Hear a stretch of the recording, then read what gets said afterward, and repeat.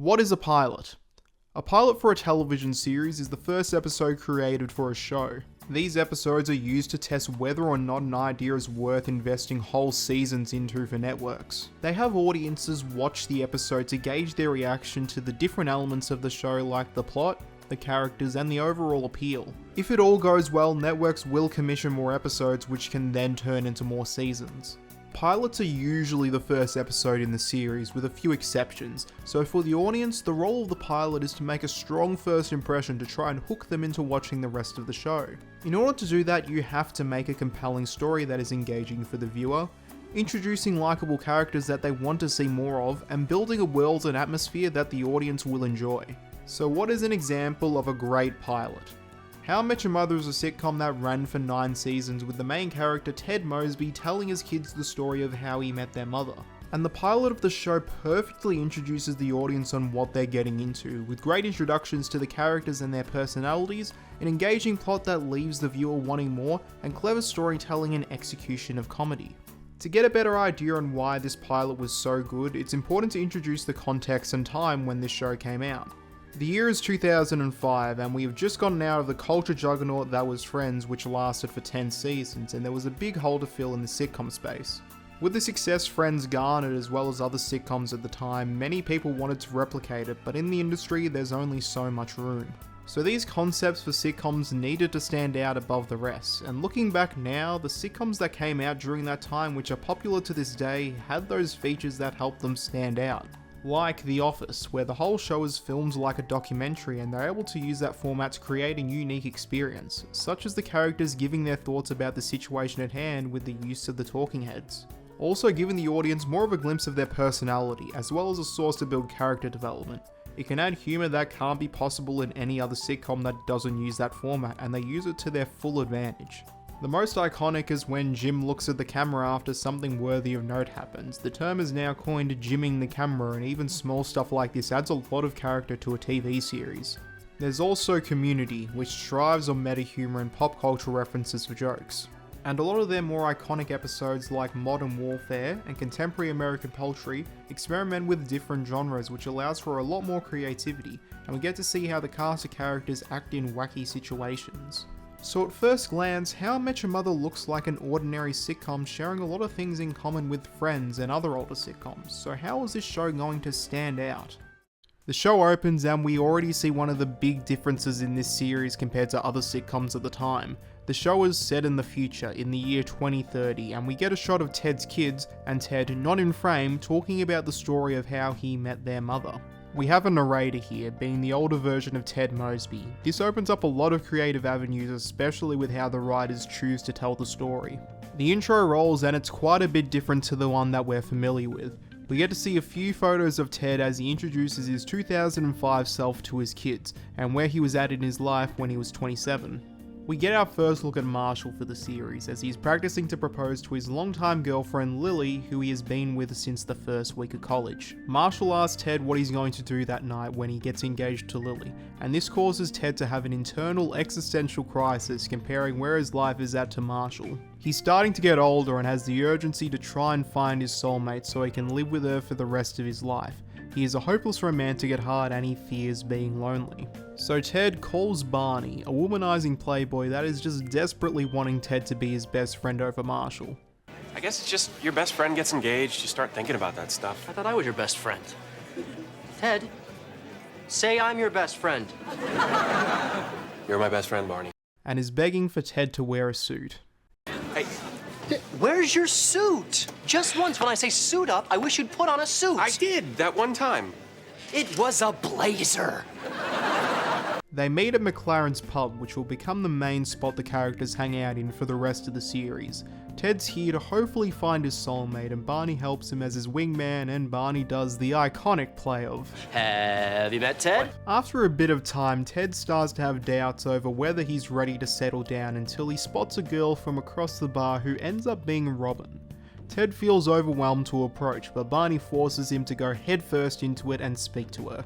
They really hit it off, and Ted learns that she's an aspiring TV reporter, and they organise a date for the following evening. Back at the apartment, we get our first look at Lily, who is a kindergarten teacher, and Marshall ends up popping the big question and she answers with a resounding yes. But as they're celebrating, Marshall pops a cork from the champagne bottle right into Lily's eye. And this won't be the last time that Marshall accidentally injures Lily throughout the series. We go to the following day and witness a little bit of how the date with Ted and Robin went, and now we get to see how the use of a narrator can add extra comedic moments.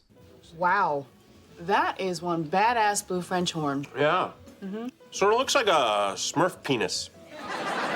Son, a piece of advice. When you go on a first date, you really don't want to say Smurf penis. Girls don't ordinarily like that. But this was no ordinary girl. These freeze frames can add extra context to certain events, as well as providing another opportunity for a punchline. We then cut to later in the night where Ted arrives at the apartment to Lily, who is now wearing an eye patch, and Marshall, and he tells them how the date went. And this is now the introduction to another difference that How I Met Your Mother has to other sitcoms, and that's their frequent use of non-linear storytelling. Linear storytelling is a narrative structure where the story gets told in chronological order, and the story has a clear beginning, middle, and end. This is the usual way stories are told, and it's used especially in sitcoms, so people can switch off their brains without having to think that much while watching. Non-linear storytelling deviates from how we traditionally tell stories, and often plays around with the order of events being told. Examples of this would be flashback and flash forward scenes, multiple perspectives, and fragmented narratives. This can create a more complex and engaging experience for the viewer, and it can also open up some really interesting opportunities for the writers. We are put into the perspective of Marshall and Lily as Ted tells them how the date went with Robin, and he talks about specific moments from the date like the olive theory. It feels like we are right there with them, learning about this new girl that Ted is really into. But Marshall and Lily question, if the date went so well, why is he home so early? And we get to see Ted recounting that Robin got called to report a news story while they were walking back to her place. Robin gives him an obvious sign to kiss her, but Ted was oblivious to the signal, and his friends rightfully criticize him. So these guys think I chickened out. What do you think? I can't believe you're still not wearing a suit.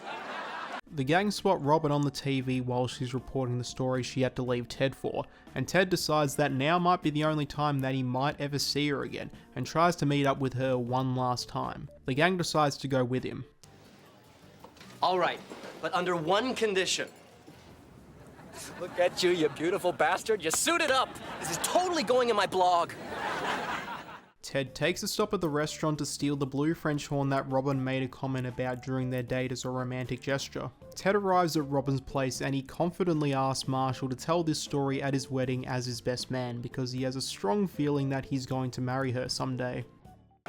As I walked up to that door, a million thoughts raced through my mind. Unfortunately, one particular thought did not. I've got 5 dogs. Not good. Get back in there. You're wearing a suit! Ted? Hi. I was just, Come on up. Ted goes up to Robin's place, and while he's up there we get the resolution to the B plot. Barney tries to tell Marshall to not settle down and explore new experiences, but Marshall persists that he has made the right decision and that he wants to spend the rest of his life with Lily. She overhears this speech and we get a sweet moment between them. Back at the apartment, Ted and Robin have an intimate moment together talking about what they like about each other, until... I think I like your nose. I think I'm in love with you. What? What? What? This is another great example of the execution of the storytelling. We see the reaction of the gang as Ted tells them a story later at the bar, Ted's kids' reaction to the story in the year 2030, and then finally Robin's reaction to what Ted just said to her. And odds are that a lot of the audience had a very similar reaction to what he just told Robin. Ted, also dumbfounded from what he just said, feels like it's appropriate to leave. But before he left, he gives Robin a speech that he's finally done being single and wants to find his happily ever after, setting off the series and Ted's journey to find his soulmate. Robin once again gives Ted the signal to kiss her and he is still completely oblivious to it and gets roasted by the gang as well as Ranjit the cab driver.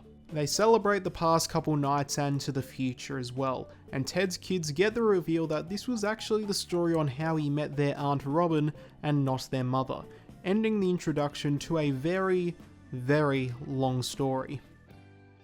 This episode was a really great way to start the series and still holds up with a lot of the better episodes from the show as well. So why is this such a good pilot? It's a combination of a lot of things, but examples would be the establishment of compelling characters and an engaging plot. This is a sitcom about adults navigating their lives and relationships in New York City. All 5 main characters really get their moments to shine and show off their personalities and goals in life. Ted is contemplating whether to settle down after his best friend gets engaged. He sees Robin at the bar and goes on a date with her and is convinced she's going to be a very special person in his life. When it seems like he's never going to see her again, he goes out of his way to meet her until he messes up by saying "I love you" to her. His plot ends by finally admitting he's ready to settle down and quit being single. Marshall and Lily have been together since college and they get engaged on the opening night of the show. Marshall is a law student and Lily is a kindergarten teacher. Their plot concludes with Marshall confirming that Lily is the only person he wants to be with when Barney is trying to plant seeds of doubt in his mind. Barney is a person that wants to be noticed by the people closest to him and doesn't really have an arc during the episode. He's playing more of a support role in the 2 main plots. Well, he does have a plot point, that being that he wants Ted to suit up, which he does end up achieving. And Robin is a news reporter that just recently moved to New York and is a very compelling love interest to the main protagonist. She's still shrouded in a bit of mystery that the next few episodes will go into. This episode of television was overall really engaging for a sitcom, and the plot twist at the end revealing that this story was the story of how he met Aunt Robin instead of the mother leaves the viewer wanting more, and this story is the beginning of a much larger journey. Another reason why this is such a great pilot, especially for a sitcom, is that they established very early on that the storytelling is going to be a lot different compared to the usual sitcom, and we see it right away with the narrator, adding extra context and bits for some scenes as well as added comedic moments with the freeze frames. They also play around with perspective and non-linear storytelling.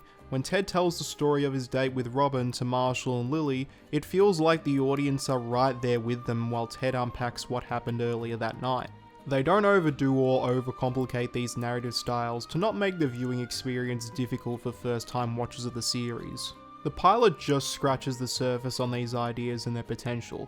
Later in the show, they make whole episodes around these concepts and are usually the higher rated ones throughout the series among audiences. I think it's also worthy to mention the direct follow-up to this episode, Episode 2, The Purple Giraffe. Throughout the runtime of the pilot, Ted is the only person Robin interacts with from the main members of the group, so this episode is used to introduce Robin into the gang and get acquainted with them. Ted throws 3 separate parties just to try and casually meet up with Robin again. Taking inspiration from The Great Gatsby, this is a really interesting idea with the parties pulling in less and less people each time. And this episode continues with the creative storytelling, like when Ted tells the rest of the group what he's going to do when Robin arrives. The scene plays out in Ted's imagination with him narrating the events, culminating in one of my favourite scenes in the season. Okay, I got it all planned out. She steps through the door, and where's Ted? Not eagerly waiting by the door. No, I'm across the room at my drafting table, showing some foxy young thing all my cool architecture stuff. So Robin strolls over, and I casually give her one of these. Hey, what's up? She says, hey, nice place, etc., etc. And then I say, well, make yourself at home. And I casually return to my conversation. Then, an hour later, oh, you're still here? I say, like I don't really care, but it's a nice surprise. And then very casually, wanna see the roof? The roof! Get her up to the roof, and the roof takes care of the rest. During the third party, Robin finally shows up and Ted gets his first kiss with her, but they don't end up dating, but rather become really close friends along with the rest of the group. This really felt like a part 2 of the pilot, and after this episode, the show really kicks off with the main formula of the 5 members of the gang hanging out with each other. Another way How I Met Your Mother is different is their constant use of calling back to previous episodes of the show. An example of this would be in Season 3 Episode 14, The Bracket, where Barney tries to track down a woman he slept with who is now sabotaging his attempts to pick up girls. And a lot of them are just made up because there were so many, but a few were actually callbacks to previous episodes. Like the time he pretended to be Ted Mosby and used his job as an architect to hook up with a girl, and another time where he hooked up with a girl and ditched her at a house that was up for sale. On their own they can be funny, but with the extra context it adds a new layer to the scene. So this being the pilot, they couldn't call back to previous episodes, but there were plenty of times where this episode was referenced throughout the series. There are multiple side characters that appear in this episode that become mainstays to the series, like Carl the bartender and Ranjit the cab driver, but there's also another character that makes a reappearance in a future episode, and that is Robin's friend from when Ted and Robin first meet each other, and she only has one line. Hey, what's taking so long? She reappears in episode 14, Zip Zip Zip, and she once again only has one line. Wow. Hey, what's taking so long? There's a joke made in the opening scene of the show where Ted comments about witnessing a lot of firsts in Marshall and Lily's relationship, including when they lost their virginity, and Ted points out that they shared a bunk bed during that time. Yeah, sorry, we thought you were asleep. It's physics, Marshall. If the bottom bunk moves, the top bunk moves too. And in Season 2, Episode 14, First Time in New York, they reference it again in a flashback scene. That's adorable. Yeah, tell her what happened next. That was amazing. Yeah. Want to do it again? Please don't. We get a sneak peek when Barney and Ted first meet each other, and we get told that they first saw each other at a funeral, but we don't actually get to see it. In Season 3, Episode 5, How I Met Everyone Else, we do get that scene of them initially meeting, a really cool callback to the first ever episode of the show. And in every other episode that has a flashback during this time period, Ted has a goatee, making sure the continuity is consistent. In Season 9, it's revealed that Robin has actually warmed up to olives, and at that point, Ted stops believing in the olive theory. Ted saying I love you to Robin on their first date is mentioned numerous times throughout the series, to the point where the gang have labelled the move the Mosby. I was trying to think, what's the quickest way to get rid of a girl you just met? I think I'm in love with you. What? Thanks, bro. Glad I could help. While Ted is talking to a girl at the bar, he mentions that he would rather have a band than a DJ at his wedding. This is brought back in the Season 8 episode Band or DJ, where Ted has switched his opinion on the matter, preferring a DJ now. The incident with the champagne is referenced in a few other episodes of the show. There's even a subtle reference in Season 1 Episode 11, The Limo. When Ted pops the cork of a champagne bottle for New Year's Eve, we see Lily flinch when she hears the sound. The attention to detail for a small reference like this shows the care the showrunners had for the series. Later in Season 3 Episode 7, Doey Satripla, there's another incident with a champagne bottle. Nice, nice. Wait! That cork is the size of a softball and you're pointing it directly at Wendy the waitress's face. Is what he should have said. By itself, it's just a common joke in the show, but with the context and understanding of the reference, there's an extra layer added to this gag. We learn in Season 9 that on the same night in 2005 when the show begins, it was also the mother's 21st birthday, and they celebrate the occasion at a different McLaren's pub. Also later in the show in Season 9 Episode 17, Sunrise, we get the confirmation that Robin wanted Ted to kiss her on their first date. When we went out on our first date, at the end of the night, did you want me to kiss you?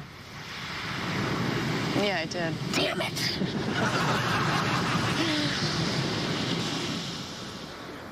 And lastly, later in Season 1 we learn that more events took place on the night of the first episode. In Episode 15, Game Night, Barney forces Ted to tell the gang what else took place. Ted gets drunk with Barney and he decides that he's going to go back to Robin's place and kiss her, but once he gets to her apartment he vomits on her doormat and leaves before she saw him, also breaking his vomit-free since 93 streak. You ralphed and ran? I thought you were vomit-free since '93. So that was a lie? How I Met Your Mother's pilot is one of the most important episodes of the show. If this episode was bland or the audience reaction wasn't very receptive, the rest of this iconic series would cease to exist. It created the groundwork for the rest of the show to flourish, giving excellent introductions to the characters and the unique narrative structure and storytelling methods. And among other pilots, How I Met Your Mother's first episode will always stand out. And that was it. I'll probably never see her again. What? That was the signal. That long, lingering handshake, you should have kissed her. There's no such thing as the signal. But yeah, that was the signal. Signal.